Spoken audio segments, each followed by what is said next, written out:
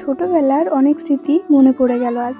জানো তো, যখন আমি প্রাইমারি স্কুলে পড়তাম তখন কর্মশিক্ষা পরীক্ষার সময় মা মাটির উনুন, কুমড়ো, পটল, মাটির নানা রকম ফল, পুতুল বানিয়ে দিত।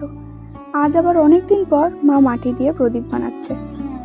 প্রথমে আমি মাটির ঢেলাগুলোকে ভেঙে নিয়ে জল ঢেলে রেখে দিয়েছিলাম কিছুক্ষণ। এরপরে মাটিগুলি মেখে হাতের সাহায্যে প্রদীপের আকার দেওয়া হচ্ছে। মা সাবধানে আঙুলের চাপে প্রদীপের মুখটা ঠিক করছে, যেন বাতির শিখা সহজে জ্বলে। আর মা এখানে চারমুখী প্রদীপ বানাচ্ছে। আমি ঠিক মাটির কাজ পারি না, তবে আজকে মাকে প্রদীপ বানাতে দেখে আমিও চেষ্টা করলাম। যখন মাটি হাতের মাঝে নিয়ে গড়তে শুরু করলাম তখন বুঝলাম মাটির কাজ শুধু একটা শিল্প নয়, এটা ধৈর্য, ভালোবাসা আর অনুভূতির মিশ্রণ। হয়তো আমার বানানো প্রদীপ নিখুঁত হয়নি, কিন্তু এই অভিজ্ঞতাটা অনেক সুন্দর। মাটির গন্ধ আর ছোটোবেলার সেই সুন্দর দিনগুলো সব যেন আবার ফিরে এলো।